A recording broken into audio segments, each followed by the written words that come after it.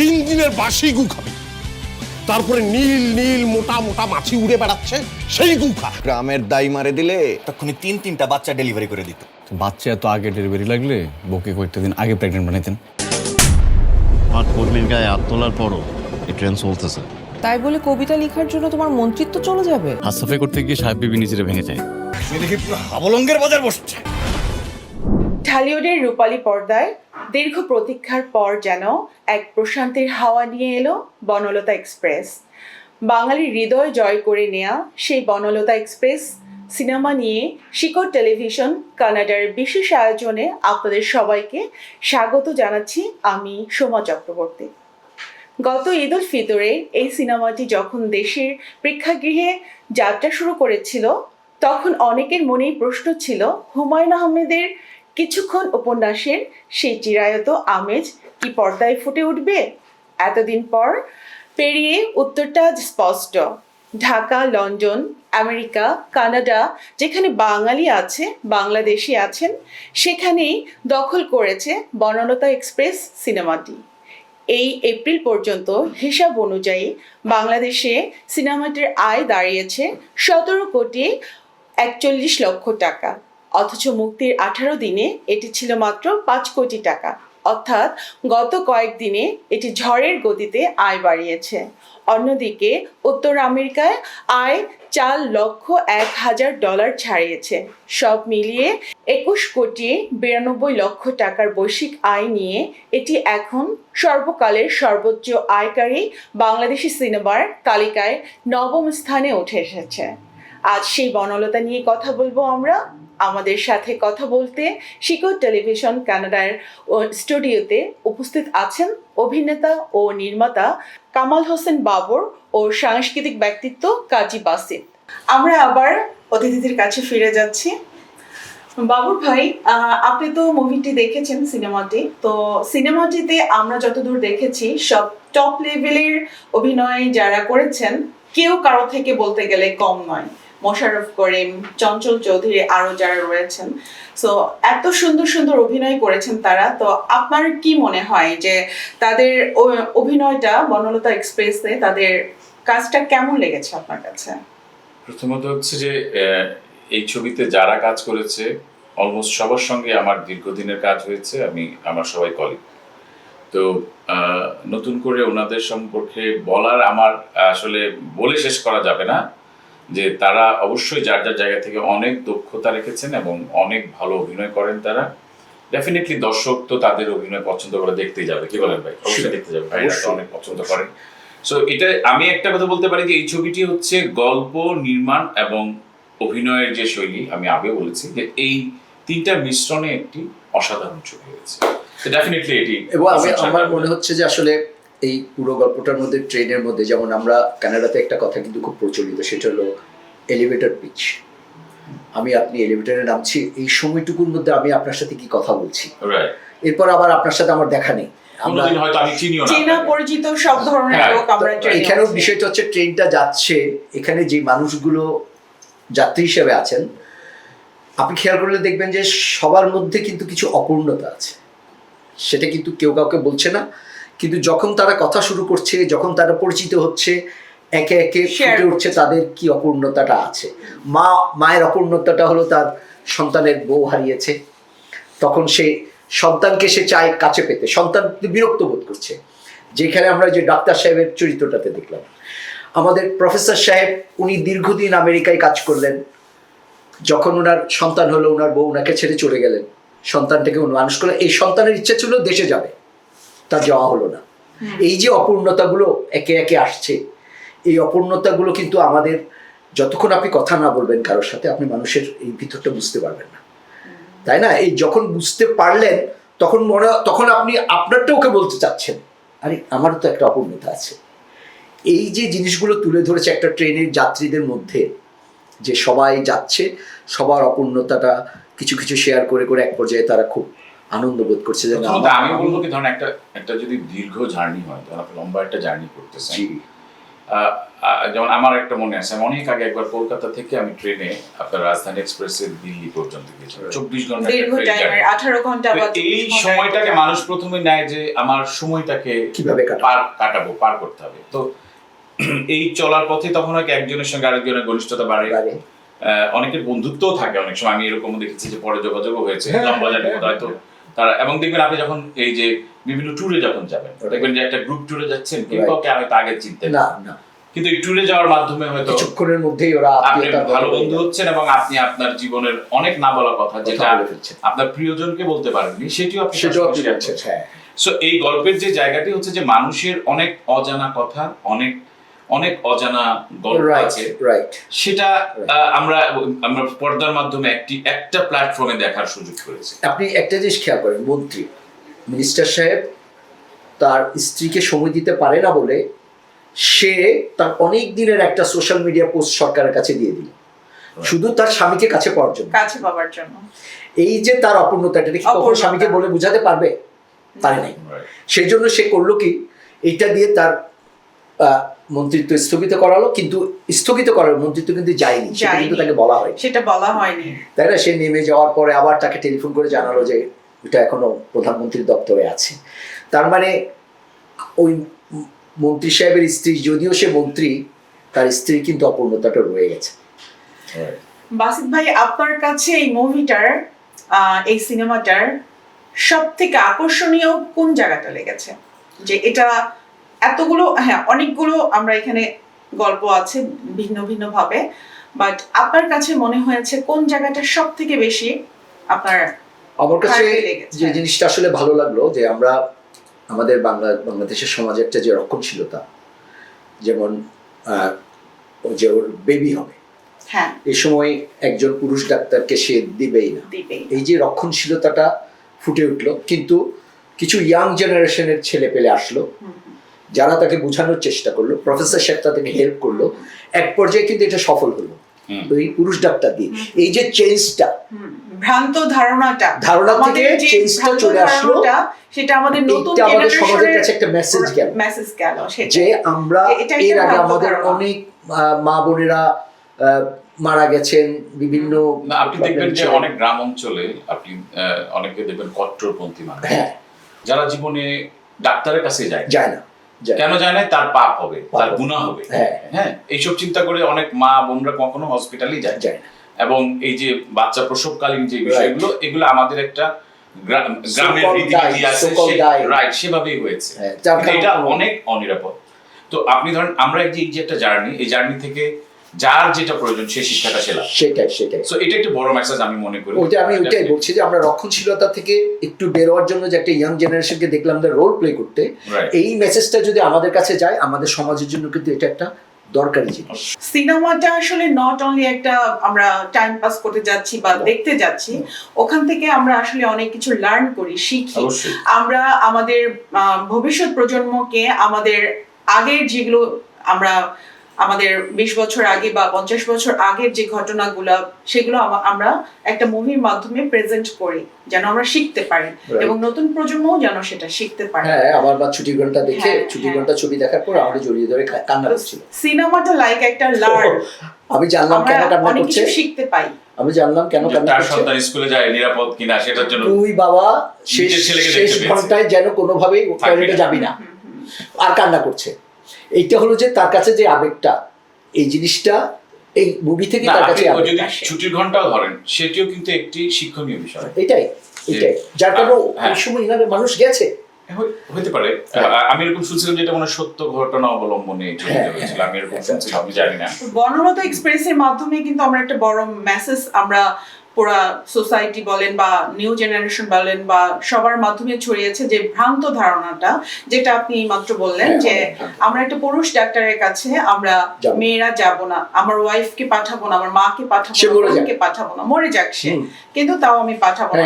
এটা আমারও, এটা আপনি যে পয়েন্টটা বললেন, আমি এই মুভিটা দেখে, সিনেমাটি দেখে, এটা আমার কাছে খুব একটা মানে পয়েন্ট, এটা বিশাল বড় একটা মেসেজ যে আমরা ভ্রান্ত ধারণা থেকে দূরে সরে। এবং দেখা যাচ্ছে যে নারীদের কিছু বলার অধিকার নাই, সেটা মেয়ে দেখেন, ওই যে বউ, সে কিন্তু কিছু বলতে পারছে না, অধিকার নেই। তো ওগুলো থেকে বেরিয়ে আসা আসলে আমাদের খুব জরুরি। আমরা আবার কামাল হোসেন বাবর ভাইয়ের কাছে যাব। সো বাবর ভাই, আমার আপনার কাছে এখন যে প্রশ্নটা হচ্ছে, সিনেমাটিতে যে হুমায়ুন আহমেদ এবং আয়ব বাচ্চুর প্রতি শ্রদ্ধা নিবেদন দর্শককে কতটা আবেগতাড়িত করেছে, আপনার কি মনে Honestly, হচ্ছে? আমি তো বাচ্চু ভাইয়ের অনেক সুন্দর সুন্দর গান আছে, যেমন লাস্টে যে গানটা বাজালো বাংলাদেশ, আমি বাসায় এসে পরে গানটা আবার বাসায় না, আমি হল থেকে বেরোই আমি গাড়িতে গানটা শুনতে শুনতে আসছি, অনেকদিন পরে বাচ্চু ভাইয়ের কথা মনে পড়লো। এটি তো অবশ্যই আমরা একজন আরেকজনকে প্রশংসিত করতে হবে, ধন্যবাদ জানাতে হবে, এটাই তো আমাদের কালচার হওয়া উচিত। সেটাই। এবং যারা গুণী মানুষ তাদেরকে আমরা এভাবেই যুগে যুগে স্মরণ করব, সম্মান করবো। এটাই তো শেখা এরা উচিত। ফিরবে, এই ধরনের মানুষগুলো আসছে না। আসছে না। এরা আসছে না। যুগে যুগে একবার আসে, তো আসে, এই ধরনের মানুষকে তো অবশ্যই আমরা একটা ভালো কিছুর মাধ্যমে স্মরণ করতে চাই। এটা আসলে আমরা না করলে আমাদের যে জেনারেশনটা আসছে আসলে আমাদেরকে কষ্টকর হলেও ধরে রাখতে হবে, ধরে রাখতে তাদের হবে। মাথায় এটা দিতে হবে যে ইনি হলেন আইয়ুব বাচ্চু, উনি এই ছিলেন। রাইট। এই জিনিসগুলো আমাদেরকে বলতে হবে, কারণ আমাদের আসলে এখন আর ওইভাবে উঠে আসছে না। সেটাই, যে একটা গুণী মানুষকে আমরা তার প্রাপ্য যে সম্মান, সেটাই। যে শ্রদ্ধা, সেটা যেন আমরা তাদেরকে সারা জীবন দিয়ে দিতে যাই। পারি, হ্যাঁ, দিতে পারি। দিতে হবে। হ্যাঁ, এবং সে- এটা আমাদের পরবর্তী জেনারেশনকেও সেটা লার্ন করতে হবে, জানতে হবে, এবং সেটাই, তারাও যেন সেটাই। সেই জিনিসটা ফলো করে। অবশ্যই, তো অবশ্যই ধন্যবাদ বাবর ভাই আপনাকে। এখন আমরা আবার বাসিত ভাইয়ের কাছে চলে যাব। তো বাসিত ভাই, এই যে বনলতা এক্সপ্রেসে আপনি একটা দেখেছেন, একটা যে আপনার রাজকীয় একটা Right. বগি ছিল, জি। রাজকীয় বগির যে রহস্যটা, আপনার কি মনে হয় এটা নিয়ে তো আলোচনাটা আসলে, কি? মানে রাজকীয় বগিটা আসলে কি? রাজকীয় এই বগিটা আমি যতদূর জেনেছি যে 1962 সালে সম্ভবত রানী এলিজাবেথ সফর করেছিলেন, তার জন্য এটা তৈরি করা হয়েছিল। তো এই যে জিনিসটা আমি নিজেও কিন্তু জানতাম না, এরকম একটা ঘটনা 62 সালে ঘটেছিল, আমিও জানতাম না। এটা আমরা নতুন করে জানতে পেরেছি। জানলাম এবং জানলাম যে এই যে রাজকীয় ভাবটা ওনাদের মধ্যে ছিল। তখন তো আমরা আসলে 62 সালে খুব অল্প সময় আগে আমরা কিন্তু ব্রিটিশ থেকে মুক্ত হয়েছি, কিন্তু আমাদের মধ্যে তখনও কিন্তু রাজকীয় ভাবটা, তাদেরকে আমরা এখনো রাজা রানী ভাবি, তাই না? তো তাদের ওই জিনিসটা যে আমাদের মধ্যে তুলে ধরলেন আমাদের যারা নির্মাতা ছিলেন, এই জিনিসটাও কিন্তু আমাদের কাছে আবারও সিগন্যাল যে আমাদের এই ধরনের ঐতিহ্য একসময় ছিল। এটাও কিন্তু যাই বলি না কেন, আমরা তো ব্রিটিশ সাম্রাজ্যের আন্ডারে ছিলাম, এটা ওই সময়টা তো আমাদের ঐতিহ্য, ওটা আমাদের ছিল। এটাও একটা বড় ধরনের কিন্তু মানে মেসেজ যাওয়া, অবশ্যই, তাই না? এবং এর পাশাপাশি আরো একটা জিনিস আপনি হয়তো খেয়াল করেছেন কিনা জানি না, যে ক্ষমতার অপব্যবহার।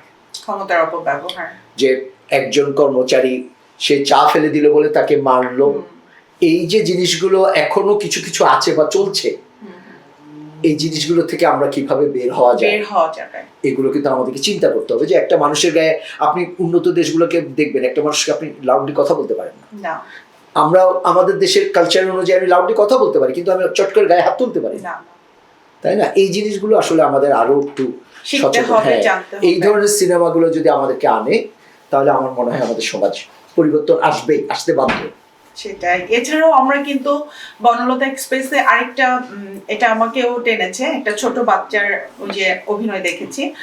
সে বুঝতে পারছে সে তার বাবা অন্যায় করছে, ভুল করছে, দিন শেষে সে কিন্তু বাবার জন্যই চোখের জল ফেলছে, বাবার বাঁধনটা খুলে দিচ্ছে। তো এখানে কিন্তু একটা ছোট বাচ্চার যে এক্সপ্রেশনটা, এটা আমাকে খুবই টেনেছে। এটা আমার খুবই মানে দেখার মতো একটা মানে অভিনয় সে করেছে, এতটুকু একটা বাচ্চা, আমার খুবই ভালো লেগেছে জায়গাটা। বাবর ভাই, আমরা তো আসলে মানে আপনি তো একাধারে একজন গুণী অভিনেতা, এবং আমি যতটুকু জানি আপনি নির্মাতা, পরিচালক, এবং আমি যতটুকু আরো আরেকটা মানে সিক্রেট জানি, আপনি একজন শিল্পীও বটেন। আপনার সুন্দর সুন্দর গান আমরা শুনেছি। তো আপনি ইতিমধ্যে আমরা টরন্টোতে বা বাংলাদেশে আমরা কিন্তু আপনার বেগমপাড়া নিয়ে অনেক ধরনের নিউজ শুনেছি, এবং আমরা সিরিয়ালটি দেখেছি। তো এটা অনেক সাকসেসফুল একটা সিরিজ হয়েছে। তো আমরা সেই সম্পর্কে আপনার কাছে কিছু জানতে চাচ্ছি। তো আপনার বেগমপাড়া নিয়ে আমরা যতটুকু জানতে পেরেছি আপনার নেক্সট আরো প্ল্যানিং আছে, তো সেটা নিয়ে যদি আপনি আমাদের দর্শকদের কিছু বলতেন।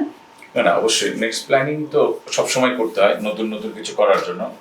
আমার কথা হচ্ছে যে দেখেন, আমাদের কমিউনিটি বড় হয়েছে অলরেডি। সো আমাদের সব সেক্টরেই আপনি খুঁজলে লোক পাওয়া যাবে কে কি কাজ করছে। তো আমার মনে হচ্ছে যে এই নাটক সিনেমা বানানোর যে আমার মধ্যে যেই প্রবণতাটা আছে বা আমি বানাতে পারি, আমার মনে হয় অনেককে খুঁজতেও পাবেন যারা হয়তো পারে কিন্তু ওরা আসবে না। তো আমি একাই সেই চেষ্টাটা করছি। আমার বেগমপাড়া এটা একটা মিথ বলতে পারেন। আমি কানাডাতে কখনো বেগমপাড়া নামে কোনো জায়গা নাই, বাট আমি আমার এই গল্পের মধ্যে যে মেসেজটা রেখেছি, দেখানোর চেষ্টা করেছি যে অপরিকল্পিত জীবন প্রাপ্তির চাইতে কিছু বেশি যদি পান, আপনি যেটা ডিজার্ভ করেন না সেটাও যদি আপনি পান, সেটা কিভাবে মিসইউজ হচ্ছে এবং সেটার পরিণতি কি। আমার ছবিতে আমি সেটাই দেখানোর চেষ্টা করেছি। আমি স্পেসিফিক কোনো গোষ্ঠী বা কাউকে ইন্ডিকেট করি নাই যে বেগমপাড়া এই টাইপের। অবশ্যই এটি অনেক দর্শক নন্দিত হয়েছে, টরন্টো সিনেমাতেই চলেছে এগুলো, এই ছবিটা, এবং বাংলাদেশেও এটা বেঙ্গল মাল্টিমিডিয়া পরে আমার কাছ থেকে এটা নিয়েছে, ওরাও চালাচ্ছে। তো এটার একটা সিকুয়েল আমি বানাবো, প্ল্যান চলছে, সেই ছবির নাম হচ্ছে ভায়োলেন্স। তো ওইটা নিয়ে কাজ চলছে এখন। আর আমার সম্প্রতি নতুন কাজ যেটা আমি চেষ্টা করি টরন্টোতে করার জন্য, আমিও চাইবো যে সবাই আমাদেরকে সাপোর্ট করুক। আমি একটা ভালো অভিনয় শিল্পী, অভিনেত্রী তৈরি করতে চাই, সেইটা আমার চেষ্টা। এই চেষ্টাটা আপনারাও সবাই আসুন, সবাই সহযোগিতা করবে। তো আমার এখন যে নাটকটি আসছে সেটার নাম হচ্ছে ইউটার। ওইটার কাজ আমি শেষ করলাম মাত্র। ট্রেলারটা ইতিমধ্যে সবাই খুব প্রশংসা করেছে এবং প্রত্যেকেই টরন্টোর শিল্পী। সো ট্রেলারটাও আমরা শেখর টিভির মাধ্যমে দর্শকদের দেখাতে চাই। বিভিন্ন ধরনের একটা নাটক, মানে টোটালি নিউ ফেস সবাই এবং সবাই অত্যন্ত দারুণ অভিনয় করেছে। আর এটাই চাই যে সাপোর্টটা চাই, সাপোর্ট হইলে আমরা অবশ্যই আরো ভালো কিছু কাজ করতে পারবো। ইরে মুবারকা আর মায়ের পেটের ভাই ঠিকারে বাংলাদেশ তুমি কানাডায় আসতে হবে। বিয়ে হইছে, বাচ্চা আছে, এরকম একটা মাইয়া জামাই খুঁজতে চাই। এবার যেটা আপনারা দেখাইতে নিয়ে যাইতে এটা আপনার পছন্দ হইবই। কল্যাণরে কি দিয়ে বানাইছে পছন্দ? Thank you. Hi Mubarak. Hi Sara, কেমন আছো? ভালো আছো? তুই খালি সোনপুর সালামিরা 16 রাকাত বুনিয়া লেছি। এত সুন্দর, হেঁটে তো ডানা নাই, হেঁটে পড়ি, হেঁটে ডানা থাকলে হেঁটে উঠতো। হ্যাঁ ঠিক বলছো তো। হ্যাঁ আল্লাহ গো আল্লাহ, এটা তুমি বিচার করা না। একদম দইরা দিমু কানের নিচে একটা ঠেড়ায়। তুই কইতে আসিস কন্টাক্ট ম্যারেজ বুঝতে কি? বুঝতাম না কি নাই, বুঝি তো কবুল বলবো কিছু হইতো না।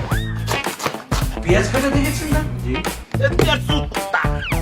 আল্লাহ গো সংসারের নাতি তুই এত বড় পুরো তুই হাত দিয়ে রাখতে আর কি লেভেলের কষ্ট বেশি আছো আল্লাহর আরশ পর্যন্ত কাছে উঠতে পারি না। তোর চাইতে কথা তোর চাইতে আরো খারাপ করে মনে রাখ।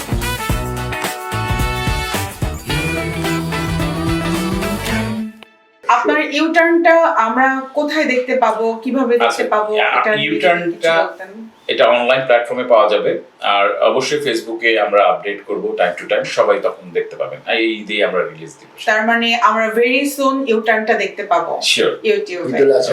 হ্যাঁ, ঈদুল আজহাতে ইনশাআল্লাহ। আমরা ধন্যবাদ জানাচ্ছি কাজী বাসিত ভাইকে, কামাল হোসেন বাবর ভাইকে। আমাদের শিকড় টিভির আয়োজনে, প্রতিদিনের আয়োজনে আপনাদেরকে আমরা অতিথি হিসেবে পেয়েছি। সো অবশ্যই আমরা অনেক অনেক আনন্দিত এবং সম্মানিত আপনাদেরকে কাছে পেয়ে। ধন্যবাদ আপনাদের। ধন্যবাদ শিকড় টিভিকে এবং যারা কর্ণধার আছেন তাদের সবাইকে ধন্যবাদ। সোমা, আপনি সুন্দর উপস্থাপনা করেছেন, এটার জন্য ধন্যবাদ। একদম পরিশীলিত উপস্থাপনার মাধ্যমে আপনি যা উপস্থাপন করেছেন, আমার মনে হয় আমাদের টরন্টো সহ পুরো বাঙালি কমিউনিটিতে একটা মেসেজ যাবে যে আমরা আমাদের যেসব ঐতিহ্য, যেসব সুন্দর ছবিগুলো আসছে সেগুলোতে আমরা অংশগ্রহণ করব এবং অবশ্যই আমাদের কমিউনিটিকে আমরা গড়ে তুলব। অভিনন্দন জানাতে চাই যে আমাদের শিকড় টিভি কানাডা আমাদেরকে এই সুযোগটা দিয়েছে যে এই ধরনের একটা ছবির যে রিভিউটা আমরা দর্শকদের মাঝে তুলে ধরলাম, মানুষের মধ্যে এটার মধ্যে আকর্ষণ বাড়বে এবং পরবর্তীতে যে ছবিগুলো আসবে নিশ্চয়ই আপনারা এই ধরনের আয়োজন করবেন। আমরাও যদি সুযোগ পাই তাহলে হয়তো আপনাদের সাথে থাকবো। তো সবাইকে শুভেচ্ছা, দর্শকদের কাছে কৃতজ্ঞতা, আপনারা এতক্ষণ বসে আমাদের অনুষ্ঠানটা দেখলেন। টিকিট কাউন্টারে উপচে পড়া ভিড় আর দর্শকদের আবেগপ্রবণ চোখের জল বলে দিচ্ছে বনলতা এক্সপ্রেস কেবল একটি ট্রেন নয়, এটি এখন কোটি বাঙালির আবেগের নাম। বনলতা এক্সপ্রেস আমাদের শিখিয়ে দিল ট্রেন কেবল গন্তব্যে পৌঁছানোর মাধ্যম নয়, এটি কখনো কখনো আমাদের হারিয়ে যাওয়া আবেগ আর সংস্কৃতির সেতুবন্ধনও হয়ে ওঠে। দীর্ঘদিন ধরে ঢালিউডে যে দর্শক খরায় ভুগছিল, বনলতা এক্সপ্রেস যেন তা কাটিয়ে ওঠার এক মোক্ষম উপলক্ষ হয়ে দাঁড়িয়েছে। কিন্তু কেন এই সিনেমাটি নিয়ে এত উন্মাদনা? এর উত্তর লুকিয়ে আছে সম্ভবত 3টি বিশেষ জায়গায়। প্রথমত, এটি প্রমাণ করেছে যে কেবল গ্ল্যামার নয়, শিকড়ের টান আর শক্তিশালী গল্পের জন্য দর্শক আজও ক্ষুধার্ত। দ্বিতীয়ত, এটি বছরের পর বছর হল বিমুখ হয়ে থাকা শিক্ষিত মধ্যবিত্ত পরিবারগুলোকে আবারও দল বেঁধে সিনেমার হলে ফিরিয়ে এনেছে। তৃতীয়ত, টরন্টো থেকে নিউ ইয়র্ক, বিশ্বের নামী সব সিনেপ্লেক্সে টিকিট নিয়ে কাড়াকাড়ি প্রমাণ করে দিচ্ছে যে আমাদের সিনেমা এখন গ্লোবাল ব্র্যান্ড হওয়ার পথে। বনলতার মতো এভাবে সফল হোক ঢালিউডের আরও সিনেমা, হল ভরে উঠুক মানুষে। আজকের মতো বিদায় নিচ্ছি, আবারও কোনো আয়োজন নিয়ে ফিরে আসবো শিকড় টেলিভিশনের বিশেষ আয়োজনে। ভালো থাকবেন সবাই।